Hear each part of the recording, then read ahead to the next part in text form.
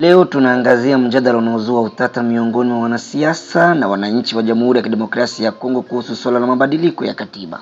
Hapo awali, Bahati Lukwebo aliwahi kusema kuwa haoni sababu ya kubadili katiba, akieleza kuwa katiba iliyopo tayari iliwezesha nchi kufikia malengo muhimu ya uchaguzi.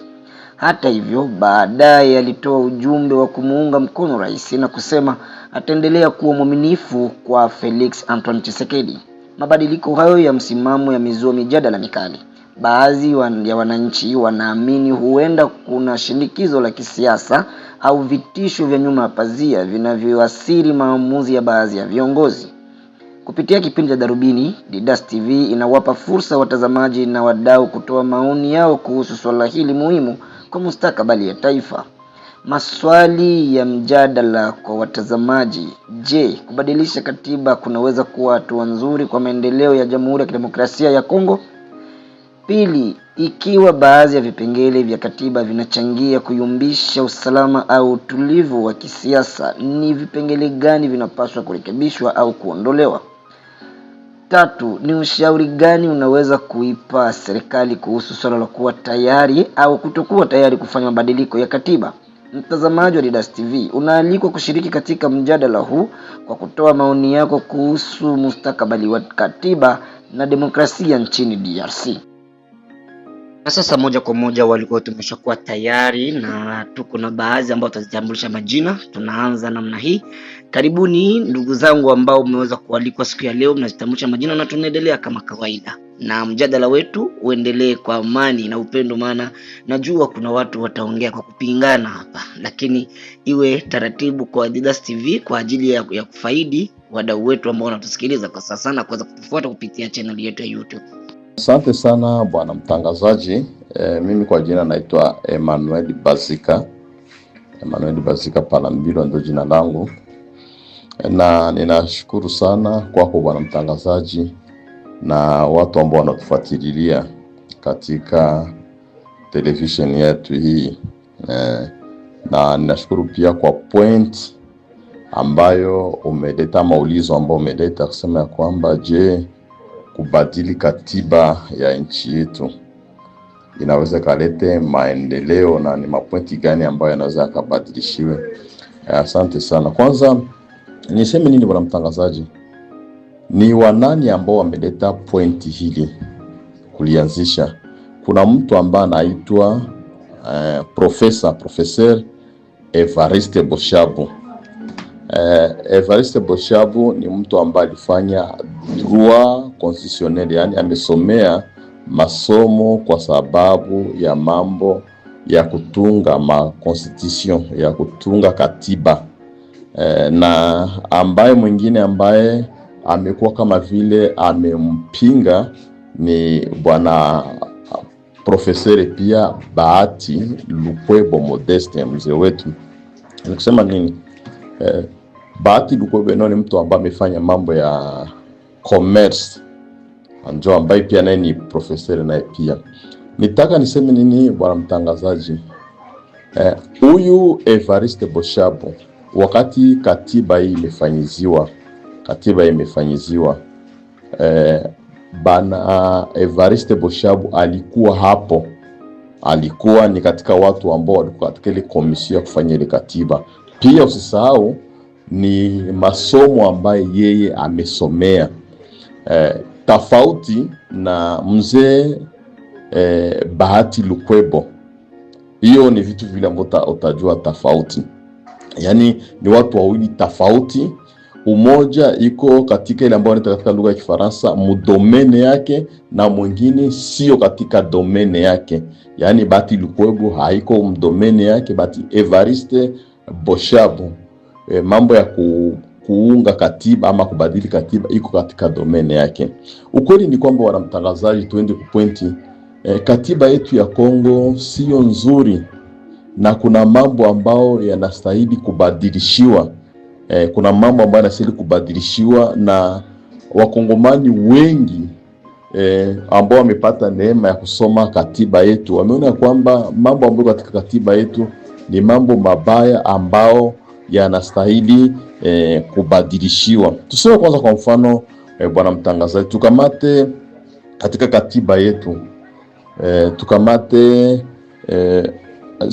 217.217 ya katiba yetu 217 ambayo inasema hivi katika lugha ya Kiswahili ya kwamba kwa sababu ya kuchunga umoja wa Pan-Afrikani ya Kiafrika, nchi yetu ya Kongo inaweza kapane nusu ya udongo wetu kwa association fulani, kwa community fulani, kwa nchi fulani, kwa sababu ya kuchunga ile umoja. Sijui kama unanifuata vizuri wanamtangazaji. Kwa sababu ya kuchunga ile umoja, nchi yetu ya Kongo inaweza kapane nusu ya udongo wetu, ama kwa association, ama kwa nchi, ama kwa watu fulani, kwa sababu tuchunge ile umoja.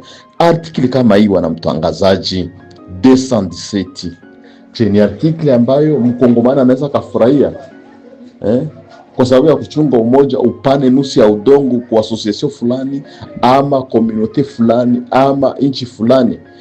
Na mambo kama hiyo ndio ambayo imemfanya kwamba Mheshimiwa Rais Felix Tshisekedi katika mambo ambayo ndio katika kusema kwamba mambo ya badilisho, sababu katika katiba yetu ukweli ni kwamba kuna mambo mabaya ambao yanapashwa kubadilishwa, na ninaamini ya kwamba kila mkongomani ambaye ni patriot anapasha kubaliana na rais wana Felix Tshisekedi kusema kwamba ukweli ni kwamba katiba ibadilishwe, kwa sababu katika katiba kuna mambo mabaya ambayo hayaleti mwangaza. Na katika kubadilisha katiba ulizi kusema kwamba je, ndio italeta maendeleo? Ndio, ni moja katika, kwa sababu hauwezi kuwa na maendeleo wakati nchi yako haina amani, na moja pia katika kukosa amani ni ile wakati ambao kipande kinchi yako unaweza kukisaidia kukipanda katika nchi fulani. Asante sana wanamtangazaji. Asante sana ndugu mtangazaji. Kwa majina mimi naitwa Balondani Mazembe Dani. Mimi ni kijana wa Mboko, siwezi kujificha. Na kama nimepata fursa hii ni lazima niongee kidogo kufatana na hii mada ambayo inaongelewa kuhusu katiba. Kwanza, mada inapokuja jukwani katika taifa, kwanza tujiulize hii mada ina nafasi katika muda huu ambao tunapitia? Ile wanaita opportunity ya hii mada. Ni kama mtu uko katika msiba, baba wako amekufa, ungali nalia, bado hujalia baba yako, wewe unaanza kusema baba yangu ile karatasi ya parcele acha basi tuibadilishe, hiyo parcele iwe yangu au hiyo nini. Watakuuliza wewe tungali mkilio. Kwa nini hii mada? Ndio na sisi tunajiuliza. Nchi iko agrese, nchi territoire zetu za nchi zimekamatiwa na maadui, nchi iko katika umaskini. Leo wa fonctionnaire hawalipiwi miezi 7. Lakini mada ambayo imeletewa jukwani au deba nationale kwa saizi yenye iko eti tubadili katiba. Mimi ningependa kufikiria kitu kimoja, ndugu mtangazaji. Kama kweli wafanya siasa wa Kongo wanatupenda, tunaweza kutia mada kama mezani ya kusema nini? Kongo ni katika nchi ambayo iko na rutuba ya udongo. Wanasema tuko na mamilioni de terres arables, yaani tuko na mamilioni ya udongo bado haujalimiwa. Watutilie mada mezani ya kusema nini itakatutuma sisi raia ya Kongo tusiwe tunakufa na njaa, tusiwe tunategemea Tanzania ituletee chakula kama sisi wa sekteri ya Fizi. Hiyo mada kwanza iweko mezani. Kongo tuko na maresource hydraulique, tuko na mito yani mariviere ya mingi. Kwa nini tunakosa kura? Lakini mada wanakuja kutia mezani ni katiba. Eti katiba inafanya hivi, inafanya hivi. Ndugu yangu, acha nikwambie, katiba haina kosa lolote lile. Kosa la katiba ni kwa sababu ni yenyewe ndio inazuia madaraka isiendeleza odela ya 2028. Wenye wako madarakani wanapenda waongoze Kongo odela ya 2028. Na ni katiba ndio inawazuia. Acha nikupatie mfano mbili kwa kuonesha kama hii katiba ni ya Kongo kabisa. Leo tuna watu wanaitwa wazalendo. Wazalendo wanasema kwamba sisi tunapigana kwa sababu tuko rekoni mkatiba. Article 68 inasema hivi, nitasema mlugha kimombo, nitatafsiria: tout Congolais a le droit de défendre son intégrité, l'intégrité territoriale en cas de menace extérieure. Yani kila mkongomani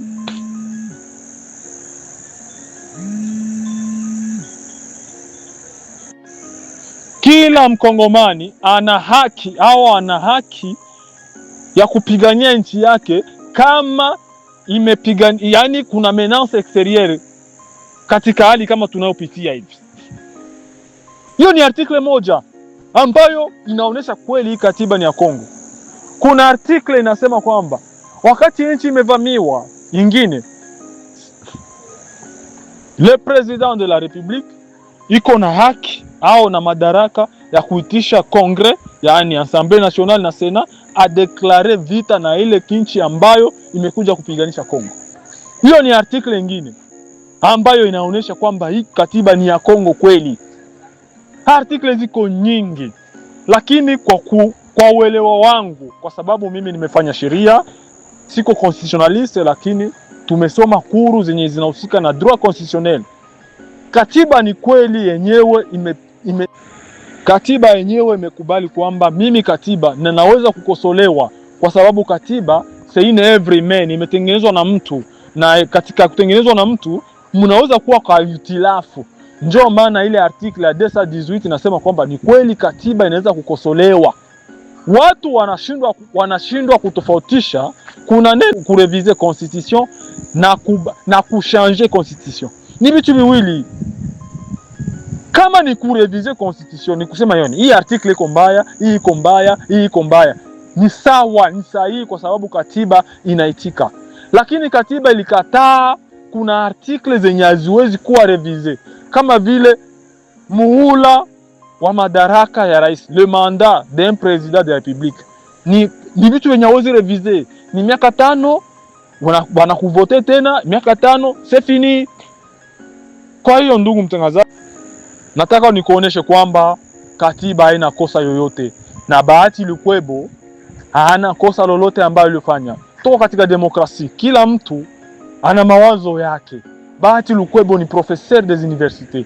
Sio mtu eti hawezi kosa mawazo ya kusema katika jamii ambayo tunayoishi. Ana mawazo yake. Na wakati walimuuliza je hii mada kuhusu katiba wewe unaionaje? Yeye amesema kwamba katiba ina tatizo. Luanga tuko nayo pale, tatizo ya Luanga kama ikujengewa mpaka sasa hivi. Je, ni katiba ndio imetuma Luanga isijengewe? Hapana. Bahati Lukwebo amesema kweli kwamba ni uongozi. Katiba haina tatizo, ni uongozi. Asante sana, nina maneno mengi ya kusema. Asante sana bwana mtangazaji. Ninamsikia ndugu yetu Balondani Mazembe kwa neno ambayo anasema. Ijapokuwa katika mambo yake iko anajicontredire yeye mwenyewe, ameleta mifano mizuri. Mimi nashangaa kwa nini ameshindwa kuelewa mifano ambayo amesema. Amesema kwamba Kongo yetu ni nchi ambayo iko na mali kiudongo na iko pia na petrole. Ça vraiment c'est bon, c'est juste. Ce n'est pas dire qu'il alisema uongo, hiyo ni kweli. Mais nilimpatia article 217 ambayo inasema oka ya kutafuta amani na association fulani ou na pays fulani, le Congo PCD inaweza kapane parti ya inchi juu tafute amani. Sasa bwana Balondani amesema kwamba inchi yetu iko na mali mingi, iko na bitu ya mingi ndani ya budongo, le diama patati patata. Ni kweli, lakini sasa kama tujue namuna ya kukingia ile nchi yetu iko na mali ya mingi, chasema kwamba hakuna haja ya kumodifie ama kubadilisha katiba yetu. Atakuwa kama vile anajipinga kwa sababu kama mtu kuna shamba yako nzuri, ile shamba kitu kia kwanza ni kusema kwamba kutia ambao wanaita mipaka, na ile mipaka kuichunga vizuri, parce mtu ambaye ni responsable wa familia, kitu kia kwanza ni kujua koma kuproteger ile familia yake. uko na Kongo yetu, le cœur de l'Afrique, roho ya Afrika, tunapasha kuichunga, mipaka yake ichungiwe vizuri. Ndio kwa maana Mheshimiwa Rais Felix Tshisekedi amesema kwamba hii article katika katiba yetu ya 217 ibadilishiwe katika mambo ambayo itabadilishiwa, na wazia kwamba labda amejipinga na kutokuelewa vizuri, ibadilishiwe. Kitu kingine amesema kwamba Bahati amesema vizuri, inaonekana Bwana Mazembe haiko alaine. Kama Bahati hana kosa, jua nini Bahati Lukwebo ajesikize? Inaonekana haiko actualize. Jua nini Bahati Lukwebo alombe msamaha, kusema ya kwamba anaomba msamaha kwa ile ambayo amefanya. Yaani Bahati Lukwebo amejitambua kama amesema makosa, ama kwa ile njia amekuwa ambao Wafaransa wanasema kwamba alikuwa ignora kwa hiyo kitu. Nimesema nini? Watu wawili ambao wameanzisha hii pointi, kuna mtu ambaye anaitwa Evariste Boshabo ambaye iko professeur wa droit, kwa Kiswahili kusema kwamba professeur katika mambo ya katiba, na mtu ambaye ni Mheshimiwa Bahati Lukwebo pia ambaye ni professeur lakini katika mambo ya commerce, mambo ya biashara. Ni kusema kwamba mwenye iko mzuri zaidi katika hii mambo ya katiba ni ndugu yetu Evariste Boshabo. Na wakati walikuwa nafanya hii katiba, ye mwenyewe Evariste Boshabo alikuwa pale na ameona makosa ambayo iko, na kwa sababu ya kusovea Kongo yetu ni sherti ya kwamba haya makosa tuyabadili haya makosa ambayo katika constitution. Kusema kwamba katika constitution yetu hakuna mambo mazuri, yapo. Mimi nakubaliana Bwana Mazembe kwamba katika constitution kuko mambo mazuri, lakini tuyabadilisha. Pia tusahau kwamba constitution sio Biblia. Constitution ni kitabu ambacho kimetungwa na watu, kiko na makosa mengi, na amesema nimekubaliana naye, lakini yale makosa inaweza kuwa ni muda wa kusema kwamba tubadilishe yale makosa. Asante sana wanamtangaza. Naamini ya kwamba sababu nimesema kwamba kila mkongomani wote ambaye ni mzalendo anakuwa na nia na bidii kusema kwamba katiba yetu ibadilishwe, kwa sababu kuna makosa fulani. Labda pia asome pia article pia 215 215 ambayo inasema pia ya kwamba makubaliano za nje ziko na nguvu kuliko hata constitution yetu. Ile hiyo pia nayo pia aisome. Ni katika mambo fulani ambayo iko nenda. Pointi nyingine iko ya kusema kwamba rais wakati wa Mobutu, kumbuka bwana mtangazaji, wakati wa Mobutu Mkongo alikuwa anakuwa governor katika province labda ya Sud Kivu, na ni Mkongo, mtu kutoka Katanga alikuwa anakuwa governor katika province nyingine, lakini leo haiko hivyo. Sasa yani constitution yenyewe iko nafundisha watu ubaguzi, kusema kwamba hao wa Katanga wanabakia kwa Katanga, hao wa Manyema wanabakia kwa Manyema, hao wa Kivu wanabakia kwa Kivu, hao wa Kasai wanabakia kwa, wakati sio hivyo. Wakati tunasema kwamba Kongo ni moja na hizi gablikana, yani kila mtu wa Manyema anaweza kuwa Nord Kivu anajisikia iko huru kufanya kazi ya kuendelesha nchi yake, lakini wakwambia kwamba hawezi kuwa gavana. Mtu wa Kasai hawezi kuwa gavana Nord Kivu, mtu wa Nord Kivu hawezi kuwa gavana Equateur. Hiyo ni sio constitution, haituletei umoja. Ndio kwa maana nilikuwa napenda slogan ya ambaye alikuwa Rais Mobutu, alisema kwamba tuko watoto wa baba moja, papa mo ekolo mo, na tusahau ya kwamba Kongo yetu sasa vile sisi watu ambao tunatoka katika parti ambayo inaitwa Generation 4, ni kusema kwamba Mkongo, Mswahili, Muluba, Mungala, sie bote tuko watoto wa baba moja, na baba moja ndio Kongo yetu. Ndio. Asante sana wa mtangazaji. Ndugu mtangazaji, mimi na mshangao mkubwa sana kwa ndugu hapo ambaye anasema kwamba Evariste Boshabo amesema katiba ni ya nchi. Katiba sio ya Evariste Boshabo, ndugu yangu. Katiba ni ya nchi. Acha nikuambie, nikusaidie kitu fulani. Kwanza, kitu cha kwanza, ninapenda siku ingine tutakaongea imada tena, uje kwanza unaniambia vitu viwili. Kurevize constitution maana yake nini, au kuchanger constitution maana yake nini? Hapo ndio tutaelewana. Acha basi nikusaidie kidogo. Katiba yenyewe haijakataa kwamba haiwezi kukosolewa au kuwa revize. Ukisoma article 218 imefungua mlango kwa wote ule, kwa watu watatu. Kuna rais, president de la republique, anaweza kuanzilisha mpango wa kuikosoa. Kuna government, kuna hata sisi wa raia tukiandika ile inaitwa petition, tukikuwa na watu tukikusanya masaini zetu au signature, sasa 100,000 signature, tunaweza kuomba article fulani iwe revise. Hiyo ni katiba ndio inavyosema. Lakini sasa hiyo katiba imefika katika kipengele chake cha 220, imesema kwamba imefunga vitu ambavyo haviwezi kamwe kuwa revise. Kwa nini katiba imekuja katika dunia au katika tuseme en particulier Afrika? Watu wengi wamegombana siku nyingi kwa ajili ya madaraka. Na mkontekste yetu ya Kongo imeonekana kwamba kulikuwa diktature yenye ilikuwa ya Mobutu ambaye hakupenda kuachilia madaraka. Na ile ndio imesababisha vita vije vya AFDL. Walipounda hii katiba wakasema hapana, inabidi tutie miula hii miwili. Kama ni madaraka ndio iko mwanzo chanzo cha vita, acha tutie miula miwili, umoja wa pili na unaenda. Ndio maana katika ile article 220 inaitwa les matières intangibles de la constitution, verrouillé, yani zenye zimefungwa na kufuli, kusema kwamba hizi mnaweza kurevize constitution article zote, lakini hizi ndio zinakuwa sababu ya mavita, acha ziwe verrouillé.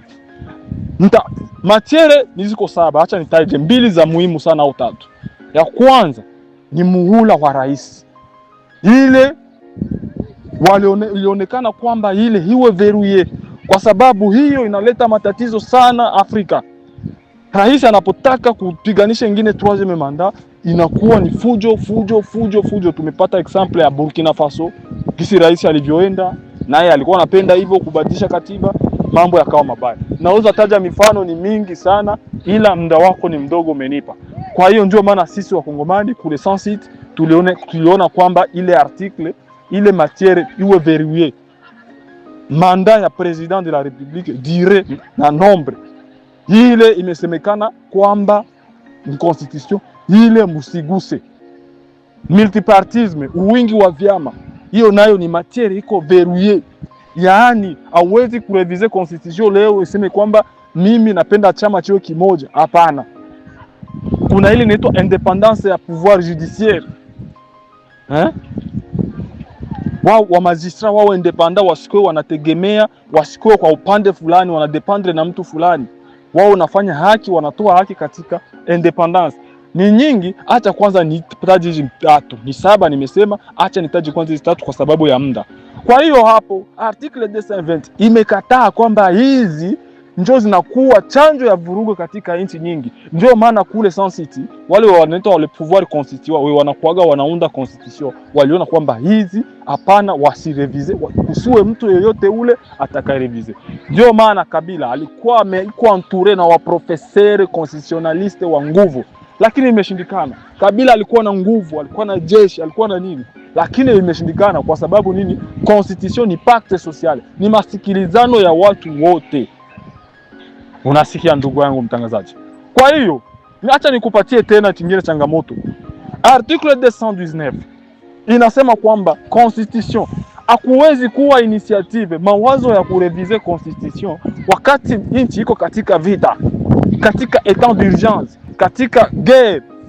Hauwezi sema kurevize constitution, kwa sababu unaposema kurevize constitution kuna ile itaomba article zimoja zitaomba tuende ku referendum. Sasa wakati nchi kiko katika vita, wakongomani wa Bukavu kuanzia Sange mpaka Mutangana utawatia wapi? Kama tunasema tunaingia katika revision constitutionnelle leo. Kwa hiyo article na imekataa kufanya initiative yote au kutante kurevise constitution wakati tuko katika vita. Kwa hiyo hapa, ndugu mtangazaji, tuko katika vita vya madaraka, na hiyo madaraka, ili kuendelea katika madaraka, constitution ndio tunaona, ndio wanaona kama ndio blockage. Mimi nachofia sana, tumepata experience nyingi, tuna experience nyingi, tukizitaja tutachoka. Waraisi wengi walitaka kubadilisha walitaka kubadilisha katiba ili wabaki kupouvoir, vimeisha vibaya. Na mimi oga wangu nao mkubwa ni kwa sababu Eglise Katoliki iko contre, imekataa, na sijaona rais ambaye alipigana na Eglise Katoliki akamshinda. Na ni watu ambao wanasimamia haki. Mula umoja, wa pili, nenda andaa hata mke wako, andaa mdogo wako, andaa hata mtoto wako, kwa sababu hata mtoto wako akija atakuja na kingine kia kuzidi wewe pale kwa umeachia, mwingine atakuja kuongeza. Ndio tunataka nchi iongozwe katika misingi ya alternance au pouvoir, kuatiana madaraka. Naona ya kwamba il paraît d'abord mtu konaongea naye haiko disponible. C'est comme si, parce que iko na survolé, ce qu'on dit en français, qu'on a survolé na a maîtriser, haiko nafata contexte ya vitu kisiviko. Mimi si kusema ya kwamba katiba ni ya Evariste Boshabu. Ma question ama debite yangu sasa nilianza kudefendre, nimesema ya kwamba balianza hii deba c'est monsieur Evariste Boshabu mwenye asema ya kwamba Felix Tshisekedi iko na mission me ana manda. Uko nasikia bwana mtangazaji, na mwalimu replique, mwalipenda kumuencadrer, alikuwa ni bana Bahati Modeste ambaye alipenda kumnani, njoo nipenda kumuonesha, nikaonesha maintenant qui est Evariste Boshabu et qui est Bahati. Uko nasikia, njoo ilikuwa point yangu mimi nilipenda kumuonesha, na shabangu wa kumuonesha ile ilikuwa ni kusema ya kwamba tujue hii point ilianzia wapi. Maintenant anasema ya kwamba juu ya katiba nawazia kwamba katiba ya Congo à l'époque ya Mobutu, d'abord pengine yeye haiko bien placé ama haiko actualisé.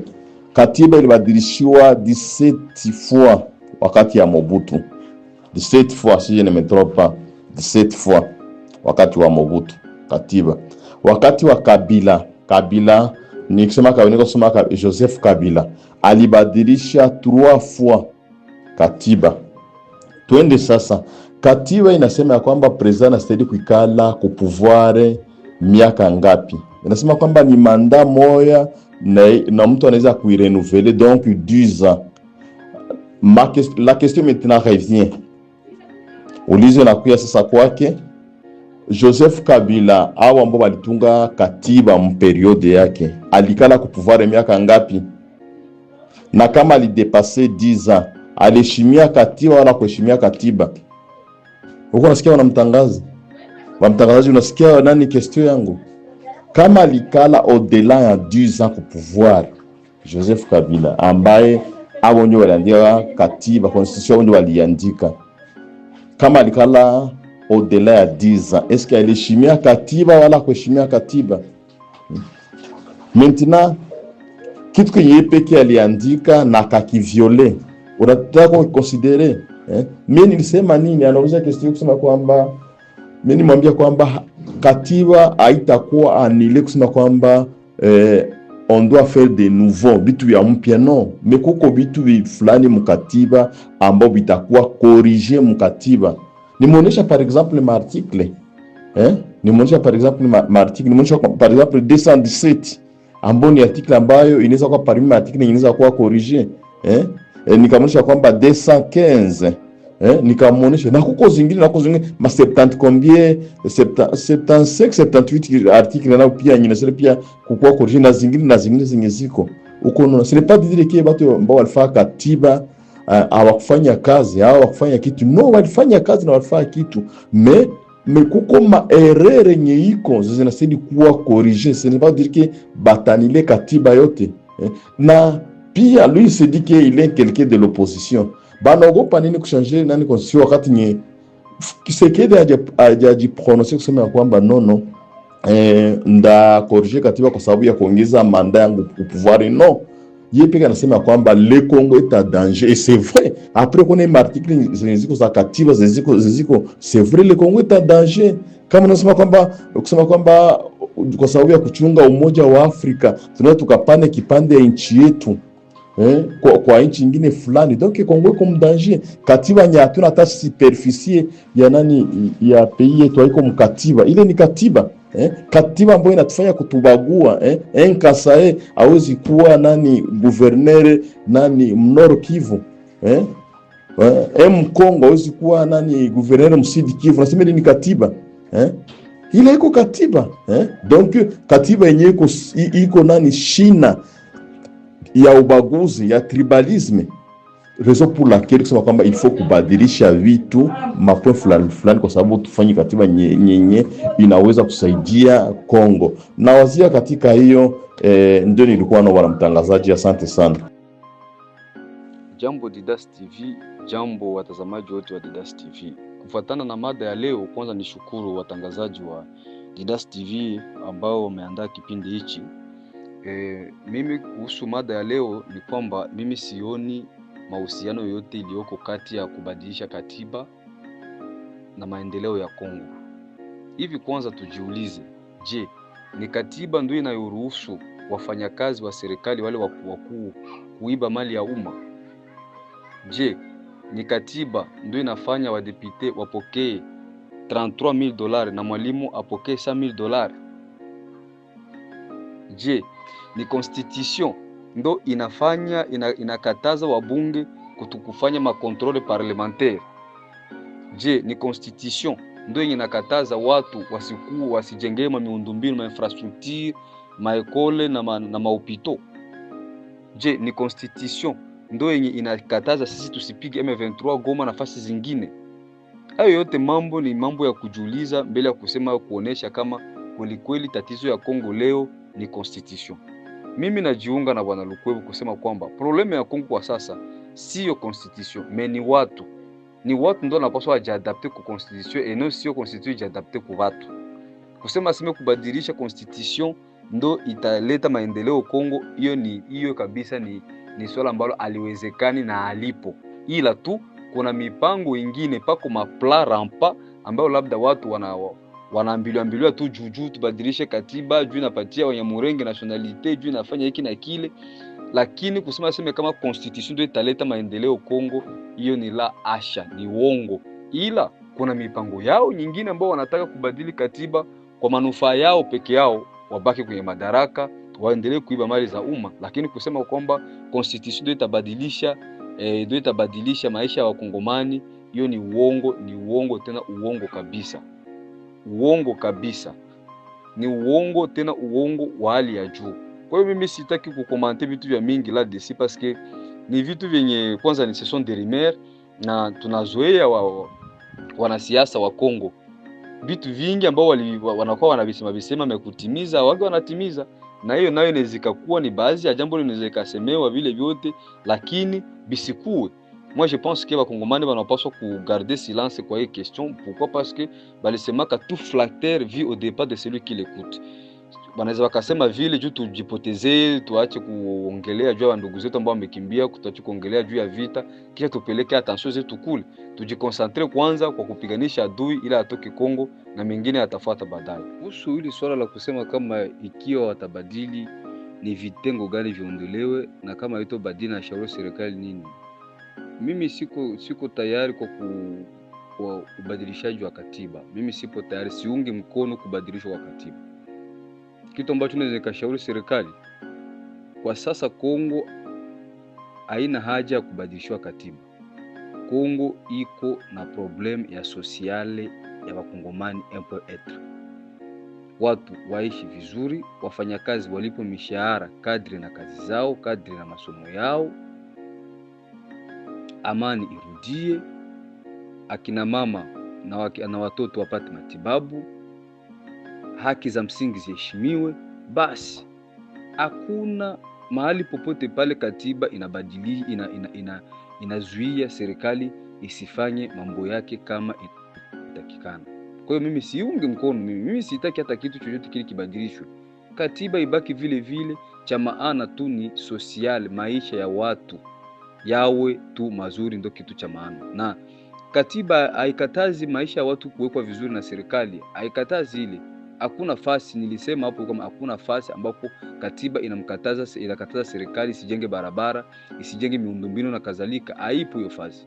Kwa hiyo mimi siko tayari kusema katiba ibadilishwe. Mimi nipo tayari kusema kama katiba ibaki vile vile, na serikali kamata majukumu kama serikali yake isaidie wafanyakazi na watu wengine, ili maisha ya watu yaendelee vizuri. Asante sana. Ya, ndio, kwa mara nyingine kwanza ni kushukuru ndugu mtangazaji kwa kunialika tena katika kipindi chako cha Darubini kupitia Didas TV. Kwa wale wasionifahamia, langu jina mimi naitwa Omari Binduku Obi kutoka nchini Marekani, ndani ya jimbo la New York, tarafa la Buffalo. Hapa ndipo ninapoishi. Na kulingana na swali lako ambalo umekwenda labda kuulizia, na mimi nitalijibu kabisa kulingana na mtazamo wangu.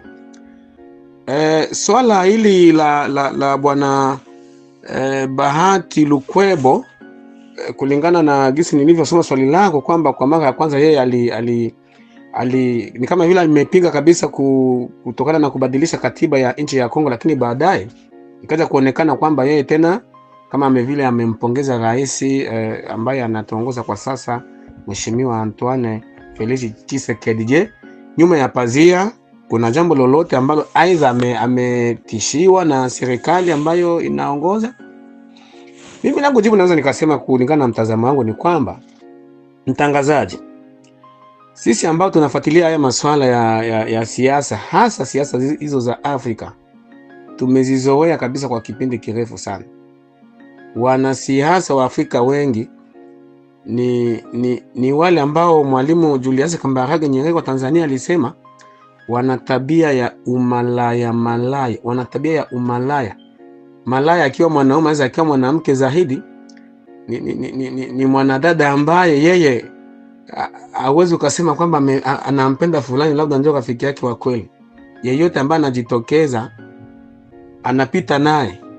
Na ndivyo hali ya wanasiasa wa nchi zetu za Kiafrika. Leo anaweza akasema hili, na sio Afrika tu, ila nasema Afrika zaidi kwa sababu tunayaona hayo. Tshisekedi huyo alipita kuwa rais, ndani ya bunge alikuwa ana wabunge, lakini aliwashawishi wengi na wakakubali, kwa sababu wana hiyo hali ya umalaya. Wao wanalenga yale masilahi yao tu. Anapoona pale anapopata, basi atashawishika na atakubali, lakini sio kwamba anakubali kwa kweli, lakini kimoyomoyo kuna baki kitu ambacho labda hakutaka kukionyesha waziwazi, kwa sababu kuna kitu anachokilenga. Kwa hiyo tunawafananisha na wamalaya, tunawafananisha na kinyonga. Kinyonga ni kile kimjusi ambacho kina tabia ya kubadilisha rangi kulingana na eneo analopatikana. Mimi kama mimi siwezi nikasema kama huyo Bahati Lukwebo labda kuna tishio nyuma yake. Hapana.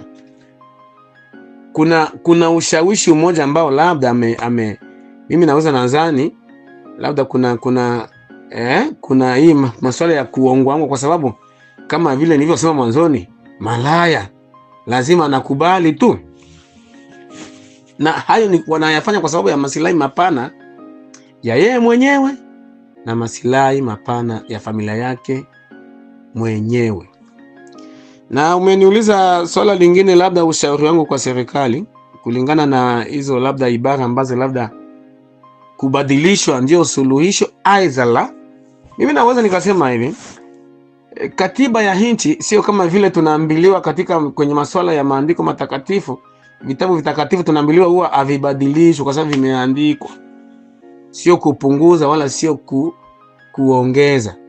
Lakini inapofika swala ya katiba, kuna yale tunaita marekebisho yanaweza yakawa, kwa sababu kuna vipengele ambavyo vinaweza vikapitishwa kulingana na wakati fulani, alafu ikafika wakati mwingine watu wanaweza wakafanya ile amendment. Maanake ni asili ya badiliko ambayo inakuja kutengeneza. Mfano, kama kuna ibara ambazo ziko ndani ya katiba ambazo zinaomba kurekebishwa, zinaweza zikarekebishwa, lakini kwa masilahi mapana ya wananchi. Ibara zisibadilishwe kwa sababu ya masilahi ya wale viongozi, kwa sababu ukiangalia kwa sasa katika nchi zetu za Afrika, viongozi wengi sio kwamba wanabadilisha hizo katiba kwa sababu ya masilahi ya wananchi, wanabadilisha katiba kwa sababu ya masilahi yao na wanamemba wao. Mfano, tumesikia ndani ya katiba ya Kongo kuna ibara ambazo labda zinaweza zikatakiwa labda kurekebishwa kidogo. Mfano, kuna ibara ambayo inasemekana ya 217 ambayo inasema kwamba kama nchi ya Kongo inaweza kuwa na uhuru wa kuachia nafasi kwa nchi nyingine ili kwa kujenga ule umoja wa Afrika. Kama ni hivyo, hiyo ibara sio ibara nzuri. Inaiachiaje? Kwa njia ipi? Kwa maelewano gani? Kweli kuna ibara nyingi ambazo kama ziko hivyo na kama zinaongelea hivyo, lazima zinaweza zikarekebishwa. Lakini kwa sasa kwa kumalizia, ushauri wangu kwa serikali ya Kongo ni kwamba kama katiba itabadilishwa kwa sababu ya masilahi mapana ya wananchi, mimi sina shida, kwa sababu ikumbukwe kwa sasa nchi ya bado ya Kongo tunaishi katika hali ambayo haijakuwa hali nzuri, na kuna wale wanaosema labda kuna rais anataka badilisho kwa sababu tena agombea kwa mara nyingine. Mimi siamini kama huu uchaguzi ambao labda utakuja hapo unaweza ukawa na nafasi nzuri sana, kwa sababu bado tuko katika hali ya machafuko. Kuna nchi mbalimbali ambazo tunajua hivyo. Ukraine kule kuna bwana Zelensky ambao anaongoza tena, lakini mula wake umekwisha isha, lakini kwa sababu kulikuwa hali ya machafuko, bunge limepitisha sheria bungeni aendelee na kuongoza. Kama ni kwa njia hiyo, mimi naweza nikapendekeza hata rais kwanza ambaye tunaye, kwa sababu tuko katika hali hii ya nsitofahamu, anaweza kwanza akaendelee kuongoza ili tuangalie kule anakoelekea. Lakini kama itakuwa kubadilisha kwa sababu ya masilahi yake yeye mwenyewe na yale ambayo labda anataka kujinufaisha yeye mwenyewe, mimi siwezi nikasuete hivyo nyinyi wa Faransa mnasema. Labda kwa ufupi tu, hayo ndio alikuwa maoni yangu.